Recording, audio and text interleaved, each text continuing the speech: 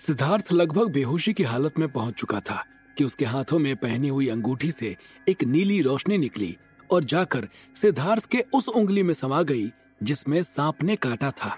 और थोड़ी ही देर में सिद्धार्थ का घाव भर गया और वो एकदम ठीक हो गया। उसकी चेतना वापस आ गई और वो उठकर बैठ गया। तब तक उसके पिता महेश दौड़ते हुए उसके पास आ चुके थे। जब वो सिद्धार्थ के पास पहुंचे तो उन्होंने देखा कि सिद्धार्थ जमीन पर घबराया हुआ चेहरा लेकर बैठा हुआ है। उन्होंने सिद्धार्थ के सिर पर हाथ फेरते हुए पूछा, क्या हुआ बेटा, कैसे गिर गए तुम? सिद्धार्थ ने सांप के डसने की बात छुपा ली और बोला, मेरा पैर फिसल गया था इसलिए मैं गिर गया था। महेश ने उसे उठाया और अपने साथ लेकर चल दिए। सिद्धार्थ अभी भी समझ नहीं पा रहा था कि आखिर उसके साथ क्या हुआ है। वो एक मामूली अंगूठी से ठीक कैसे हो गया, जबकि उसे जंगल के सबसे जहरीले सांप ने काटा था। सिद्धार्थ का दिमाग अभी भी काम नहीं कर पा रहा था और वो एकदम से सुन्न हो गया था। लेकिन उससे कई प्रकाश वर्ष दूर ब्रह्मांड की दूसरी आकाशगंगा देवयानी के मिराक ग्रह पर किसी की साधना भंग हुई और उसकी आंखें चमक उठी। वहां कुलगुरु विचित्रवीर ने तुरंत अपने शिष्य के माध्यम से राजमहल में संदेश भिजवाया और युवराज रुद्रदेव समेत राज परिवार के सभी सदस्यों को तुरंत आश्रम में उपस्थित होने को कहा। संदेश मिलने के थोड़ी ही देर बाद युवराज रुद्रदेव अपने परिवार और मंत्री परिषद समेत कुलगुरु विचित्रवीर के समक्ष उपस्थित थे। युवराज ने जब कुलगुरु विचित्रवीर से बुलाने का प्रायोजन पूछा तो उनके चेहरे पर एक मुस्कान तैर गई और उन्होंने कहा, युवराज, पारद ने अपना रक्षक और धारक ढूंढ लिया है, लेकिन नित्य क्षीण होती शक्ति से मैं ये तो नहीं बता सकता कि वो किस निश्चित स्थान पर है, परंतु यहाँ से कम 25 लाख प्रकाश वर्ष की दूरी पर स्थित मंदाकिनी आकाश गंगा के किसी सौर मंडल में है और उसने अभी अपने धारक को बचाया है। उनकी घोषणा से सब भौचक्के रह गए थे और साथ ही साथ उनके चेहरे पर एक खुशी भी छा गई थी कि उसके बाद कुलगुरु ने आगे बोलते हुए कहा, युवराज, आपको बिना देरी करते हुए मंत्री परिषद की बैठक बुलानी चाहिए और तत्क्षण उसे ढूंढने के लिए किसी को भेजना चाहिए, जिससे कि राज्य रक्षक और पारद को जल्द से जल्द इस राज्य में बुलाया जा सके, अन्यथा इस राज्य पर विपत्ति आ जाएगी। कुलगुरु विचित्रवीर से आदेश मिलने के पश्चात युवराज रुद्रदेव बिना एक भी क्षण गवाए वहां से निकलकर राजमहल पहुंचे और फिर उन्होंने नवनियुक्त प्रधानमंत्री और दिवंगत प्रधानमंत्री के ज्येष्ठ पुत्र सर्वदमन को मंत्री परिषद की बैठक बुलाने का आदेश दिया। जेल की कारागार में बंद कालनेमी को जब ये सूचना प्राप्त हुई कि पारद मिल चुका है और उसने अपना नया रक्षक चुन लिया है, तो उसकी खुशी का ठिकाना नहीं रहा और वो मन ही मन नए रक्षक को मारने और राज्य पर काबिज होने के स्वप्न संजोने लगा। सभा में दोनों युवराजों, महारानियों समेत सारे मंत्रीगण, प्रधानमंत्री समेत राज्य के अन्य गणमान्य नागरिक बैठे हुए थे। युवराज ने वहां की शांति भंग करते हुए कहा, कुलगुरु विचित्रवीर के अनुसार पारद पत्थर और रक्षक हमारे यहाँ से लगभग 25 लाख प्रकाश वर्ष दूर मंदाकिनी आकाश गंगा के किसी सौर मंडल के ग्रह में पुंजमान हुआ है। रक्षक तक कोई बाधा पहुंचे या फिर वो किसी अन्य ग्रह पर चला जाए, उससे पहले ही हमें उन्हें यहाँ लाना होगा, जिससे इस राज्य को सुरक्षित रखा जा सके। वहां मौजूद सभी लोगों के चेहरे पर एक प्रसन्नता फैल गई। सबने कुलगुरु और युवराज की जय जयकार करनी शुरू कर दी। सभी को यह आशा हो गई कि अब राज्य के हित में जो भी उचित होगा, युवराज और कुलगुरु उसी अनुसार फैसला लेंगे। लेकिन अब यह कठिनाई आ रही थी कि रक्षक और पारद को ढूंढने जाएगा कौन। अगर पारद ने किसी आम मानव को अपना रक्षक बनाया होगा तो उसे प्रशिक्षण कौन देगा? कौन उसे अंतरिक्ष में दरवाजा बनाकर यहाँ तक आने की कला सिखाएगा? ऐसे ही तमाम सवाल हर किसी के मस्तिष्क में घूम रहे थे, जिसे युवराज ने यह भांप लिया और कहा, पारद और रक्षक का मिलना जरूरी है, जिससे राज्य की निरंतर खत्म हो रही ऊर्जा को फिर से पुनर्जीवित किया जा सके। और अगर पारद ने किसी अप्रशिक्षित मानव को अपना धारक और रक्षक बनाया होगा तो इसके पीछे जरूर उसका कोई मंतव्य होगा। हमें कुलगुरु का आदेश मानकर जल्द से जल्द पारद और रक्षक को ढूंढने का कार्य प्रारंभ करना चाहिए।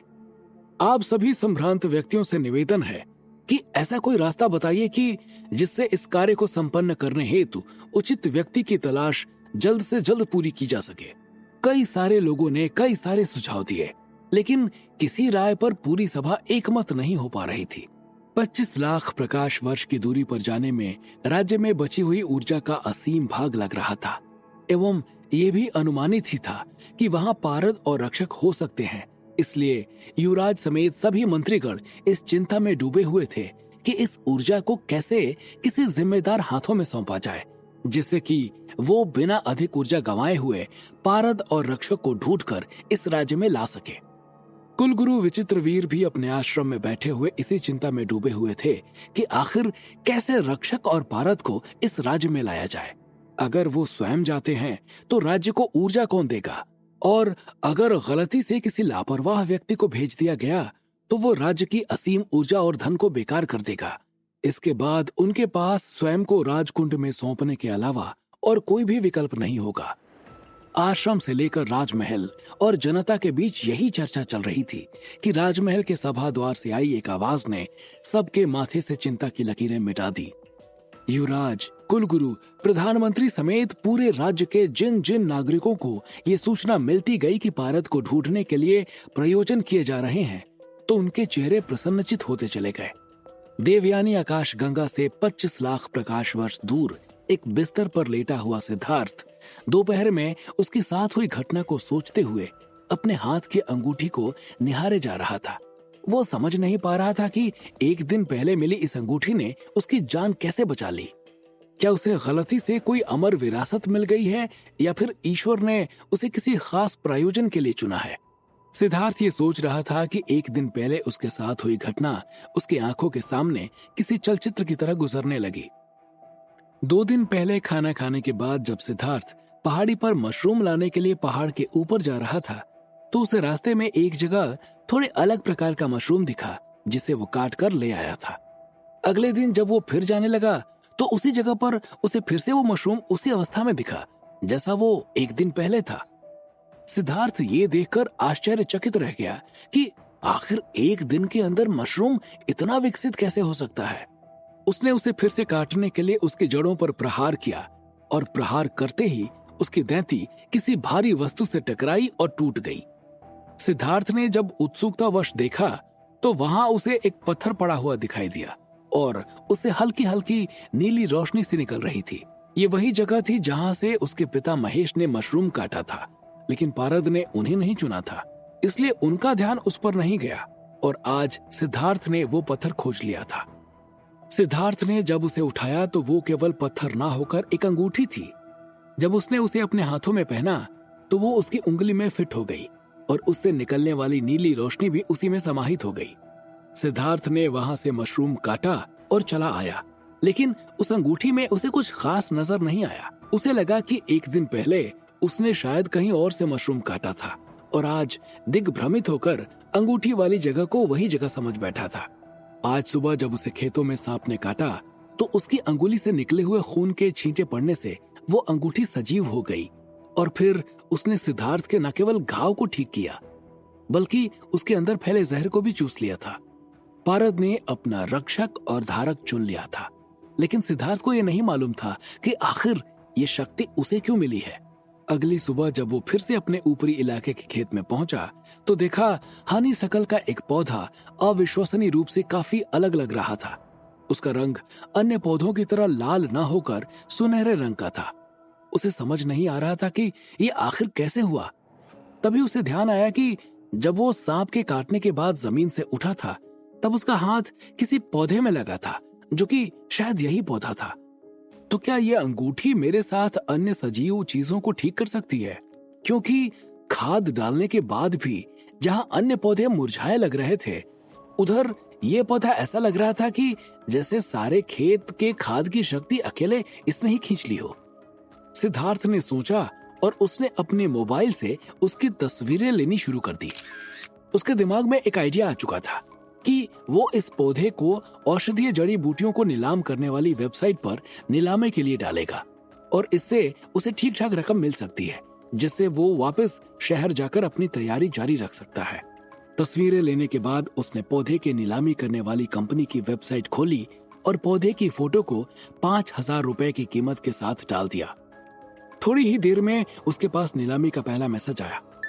एक व्यक्ति वो पौधा लेने के लिए इच्छुक था और जैसे ही उसने डील सबमिट करने के लिए वेबसाइट खोलनी चाहिए, उसके पास धड़ाधड़ मैसेज आने लगे और थोड़ी ही देर में नीलामी की राशि 20,000 पार कर गई। वो आदमी जिसने सबसे पहले बोली लगाई थी, उसने वहीं कमेंट बॉक्स में सिद्धार्थ को गालियां देनी शुरू कर दी और कई लोगों ने सिद्धार्थ की तरफ से उस आदमी को जवाबी गालियां देनी शुरू कर दी। ये सब देखकर सिद्धार्थ घबरा गया और उसने खुद की पीठ थपथपाते हुए सोचा, अच्छा हुआ मैंने नंबर नहीं डाला था, वरना ये लोग तो खोजकर मुझे इस पौधे के लिए जान से मार देते। उसने तुरंत अपना मोबाइल बंद किया और घर आ गया। महेश के पूछने पर उसने बताया कि वो ऊपरी इलाके के खेतों को देखने गया था और अब वो रोज जाकर वहां पौधों की देखभाल करेगा। सिद्धार्थ को इतना जिम्मेदारी से काम करता देख महेश की बाँछें खिल गई। उसे महसूस हुआ कि अब उसके दुर्दिन बहुत ही जल्दी खत्म हो जाएंगे। रात के समय सिद्धार्थ अपने कमरे में आराम कर रहा था कि उसकी खिड़की से एक कुल्हाड़ी सनसनाते हुए अंदर आई और उसके सिर के ऊपर से जाते हुए जाकर दीवार में लगी और फिर नीचे पड़े बर्तनों के ऊपर गिरी। बर्तनों की आवाज सुनकर महेश और निर्मला भी दौड़कर उसके कमरे में पहुंचे और उन्हें खिड़की से एक मानव आकृति नजर आ रही थी। जब वो थोड़ा पास रोशनी में आई तो उसे देखकर महेश की आंखें गुस्से से लाल हो गई और उसने मुट्ठियां भींचते हुए कहा, तुम? आखिर कौन था वो आदमी जिसने किया था सिद्धार्थ के ऊपर हमला? क्या था उसका महेश के साथ संबंध? क्या होंगे इन सभी सवालों के जवाब? हमें कमेंट करके जरूर बताएं और आगे की कहानी जानने के लिए सुनते रहिए भूमिपुत्र, सिर्फ पॉकेट एफएम पर।